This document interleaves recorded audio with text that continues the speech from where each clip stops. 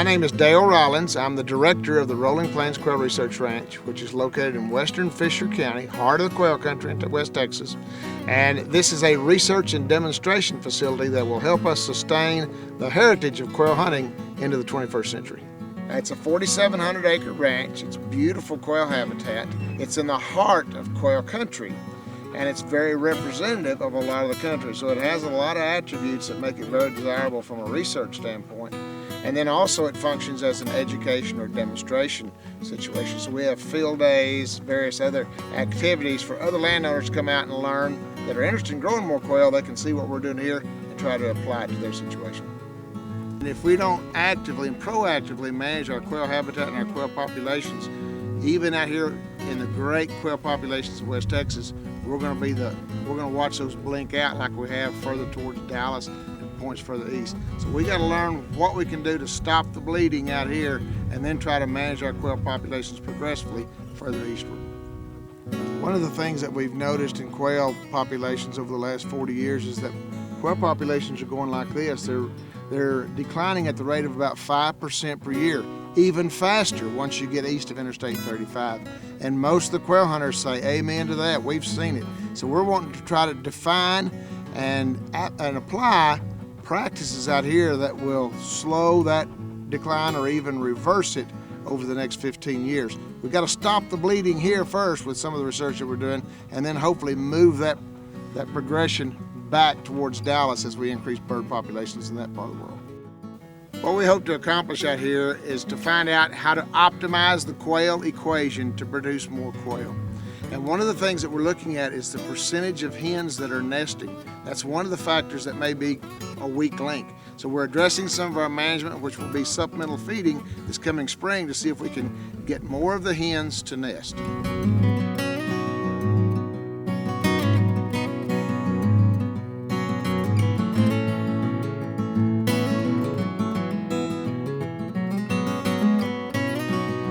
One of the biggest tools or technologies that we use in our research here is radio telemetry, putting these radio collars on quail so we can learn more about them, learn their secrets. Quail are very cryptic animals.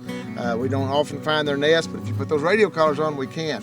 So we do a lot of work based upon where are those hens nesting. Is it in prickly pear? Is it in grass? If we do a prescribed burn or brush control, are we helping or hurting that situation? We're also using that telemetry to estimate the survival of the quail. So we monitor them, we can see who's killing them. We call it quail CSI. We can look at a specimen and try to determine who killed it.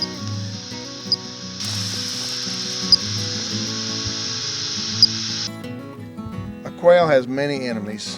They have enemies at all stages of their life cycle. Critters that get into the nest, wild hogs. We have wild hogs out here. We have skunks, we have coyotes. We have a lot of those mammalian predators. A quail's worst natural enemy is a hawk, and specifically one called a Cooper's hawk. So we're monitoring how many hawks we see in different times of the year, be able to relate that back to the kind of mortalities we're seeing. So again, trying to understand this quail equation. Habitat plus quail plus weather plus predators, and which of those variables can be manipulated and which cannot. In my opinion, coyotes are not the worst enemy that a quail has. In fact, sometimes I think they're overly maligned relative to quail management. But we'll be studying the diets of coyotes by collecting the scats, the droppings, on a monthly basis, and over a 3-year period we'll analyze those and what percentage of the diet is made up of quail. So again, trying to find scientific information that either supports or refutes some of these old wives' tales about quail management. One of the things that we have to be able to develop is a way to measure population responses in quail. In other words, we got to know if the quail population is at this level or this level. So we evaluate several different techniques. One are whistle counts. There are 25 different locations on the ranch, and all during the summer, the interns are out there listening for how many different Bob White whistles they hear.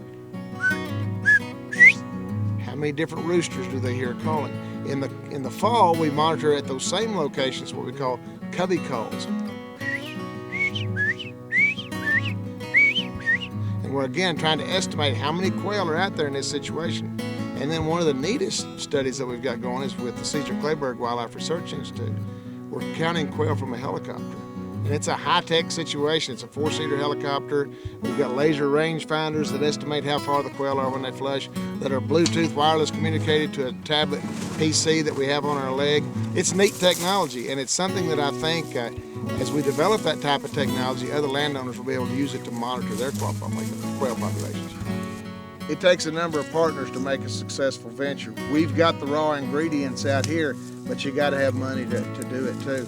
And the Quail Unlimited, especially the Park Cities Quail Unlimited chapter there in Dallas, has been a tremendous friend of the Rolling Plains Quail Research Ranch up to this point. They're basically funding our operating expenses at this point. So join Quail Unlimited, and especially Park Cities.